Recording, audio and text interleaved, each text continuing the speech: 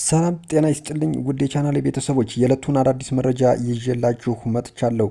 በጎንደር አርማጭሆና በማዕከላዊ ጎንደር አካባቢ ሲንቀሳቀሱ የነበሩ የፋኖ ታጣቂዎች እጅግ በርካታ ቁጥር ያላቸው ፈርሰው የመንግስትን የሰላም ጥሪ መቀበላቸው ተሰምቷል። እንዲሁም ህወሓት ባሳደጋቸው የአርሚ አባላት ሊገረሰስ መሆኑም መረጃዎች እየጠቆሙ ይገኛሉ። ውድ የቻናሌ ቤተሰቦች ሌሎች ዝርዝር መረጃዎችም ይኖሩናል። ቀዳሚ ወደ ሆነው መረጃ እንለፍ። በአፍሪካ ቀንድ ባላንጣ የሆኑት ኢትዮጵያና ኤርትራ ዳግም ወደ እርስ በርስ መወነጃጀልና የጦርነት ቅስቀሳ ክስ ውስጥ መግባታቸውን ተከትሎ የኤርትራ ነዋሪዎች ከፍተኛ ስጋት ውስጥ መውደቃቸውን ኢኤፍፒ ዘገበ። በአስመራ ነዋሪ የሆነውና ከዚህ ቀደም በነበሩት የድንበር ግጭቶች እንዲሁም በትግራይ ጦርነት የተሳተፈው ተወልደ ለደህንነቱ ሲባል ስሙ የተቀየረ ሌላ ጦርነት እንዳይነሳ እየጸለይ መሆኑን ተናግሯል። ጦርነቱ ከተጀመረ ብዙ ልጆች አባት አልባ ይሆናሉ፣ እናቶች ባሎቻቸውን፣ ወላጆችም ልጆቻቸውን ያጣሉ ሲልም ስጋቱን ገልጿል። የጋለ ውጥረትና የጦርነት ዝግጅት ክስ ኢትዮጵያና ኤርትራ ባለፉት ዓመታት በትግራይ ኃይሎች ላይ በጋራ ሲዋጉ የቆዩ ቢሆንም የፕሪቶሪያውን የሰላም ስምምነት ተከትሎ ግንኙነታቸው መሻከሩ ይታወሳል። ኤርትራ ኢትዮጵያን የአሰብን ወደብ ለመውሰድ እያቀደች ነው የሚል ክስ ስታቀርብ፣ የኢትዮጵያ የውጭ ጉዳይ ሚኒስትር ጌዲዮን ጢሞቴዎስ በበኩላቸው የኤርትራ ትንኮሳና ጠባጫሪነት የኢትዮጵያን ትዕግስት እየፈተነ ነው ሲሉም በቅርቡ መናገራቸው ይታወሳል። ኢትዮጵያ ኤርትራን ለግጭት በንቃት እየተዘጋጀች መሆኑንም ጠቁሟል። የወጣቶች ሽሽትና የግዳጅ ክትባት በትግራይ ጦርነት ተሳትፎ የነበረውና መሀሪ የተባለ ኤርትራዊ የቀድሞ ወታደር ወጣቶች ሊመጣ ያለውን ጦርነት በመፍራት ወደ ኢትዮጵያና ሱዳን በብዛት እየሸሹ ነው ብሏል። በስደት የምትኖረው ልዋን የተባለች ኤርትራዊትም ቤተሰቦቿ በፍርሃት ውስጥ መሆናቸውን ጠቁማለች። እሷ እንደገለጸችው እናቶች ለስብሰባ እየተጠሩ ጠቅላይ ሚኒስትር አብይ በእናንተ ላይ ጦርነት ሊከፍት ስለሆነ ልጆቻችሁን አዘጋጁ እየተባሉ ነው የሚሉ መረጃዎች እየወጡ ይገኛሉ።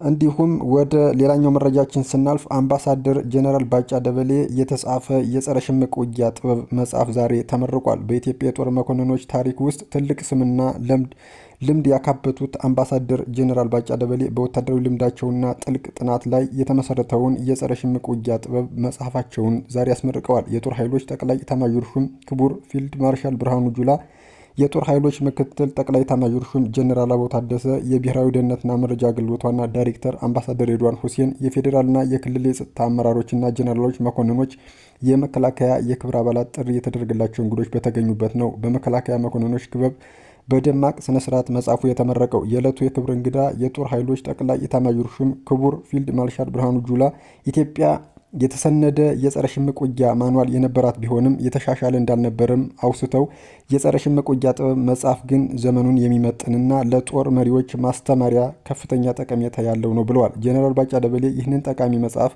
በማበረከታቸውም ክቡር ፊልድ ማርሻል ብርሃኑ ጁላ ምስጋና አቅርበዋል። ብዙ የእኛ ሀገር ጦር መሪዎች የሚጽፉት መጽሐፍ ታሪክ ላይ ያተኩራል፣ የጸረ ሽምቅ ውጊያ ጥበብ መጽሐፍ ግን ሳይንሳዊ ነው ያሉት ፊልድ ማርሻል ብርሃኑ ይህንን በተግባር ያረጋገጡት ደግሞ ጄኔራል ባጫ ናቸውም ብለዋል። ወደ ዋናው መረጃችን ስናልፍ ህወሓት ባሳደጋቸው የአርሚ አባላት ሊገረሰስ ነው እየተባለ ነው። በህወሓት ቤት በገዛ አርሚው እየተነሳ ያለው ተቃውሞ ከእለት ወደ ዕለት እያገረሸ ይገኛል። ይህ የአርሚ ተቃውሞ ከዚህ ቀደም በአንዳንድ ቦታዎች ብቅ ሲል ቢቆይም አሁን ላይ ግን ተቃውሞ ከወትሮው እየደራ ሆኗል። በዚህም የተነሳ አርሚ 31 ሰሞኑን የህወሓትን ቢሮ በዲሽቃና በብሬን ከበባ በማድረግ ህወሓትን ባላሰበበት ወረራ ፈጽሟል። ከዚህም በተጨማሪ ህወሓትን የሬዲዮ ጣቢያን ማለትም ድምፀ ወያኔን በመውረር የጽህፈት ቤት ኃላፊውን በእጃቸው አስገብተውታል። ይህ በእንዲህ እንዳለ ሌሎች የአርሚ አባላትም አሁን ላይ በህወሓት ላይ አመጻቸውን እያሰሙ ይገኛሉ። ላብነትም አርሚ 24 እና አርሚ 43 እና ሌሎችም ይገኙበታል።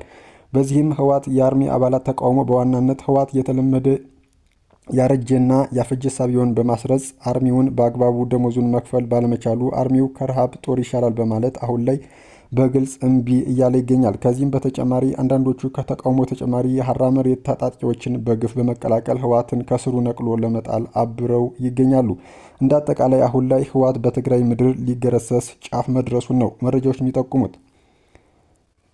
ወደ ሌላኛውና ወደ ዋነኛ ጉዳያችን ስናልፍ ከማዕከላዊ ጎንደር ብቻ በአንድ ቀን ከ40 በላይ ታጣቂዎች ከነትጥቃቸው ገብተዋል። በጎንደር የሚንቀሳቀሰው የታጣቂ ቡድን አባላት ባገኘው አጋጣሚ ሁሉ ወደ ሰላም መምጣታቸውን እንደቀጠሉ ነው። በተወሰኑ ሰዎች ፕሮፓጋንዳ ተሸውደው አማራን ህዝብ ሰላም ነስተው የቆዩ ታጣቂ ቡድኑ አባላት በመጨረሻም ቢሆን እውነታው ገብቷቸው ወደ ህብረተሰቡ እየተቀላቀሉ ይገኛሉ። ታጣቂዎች እስካሁን ባደረጉት የሽብር እንቅስቃሴ የአማራን ህዝብ ከመግደልና ከማሰቃየት ውጭ አንዳች ያመጡት ለውጥ እንደሌለ በመገንዘብ የበደሉት ህዝብ በልማትና በሰላም ለመካስ ወስነው ገብተዋል።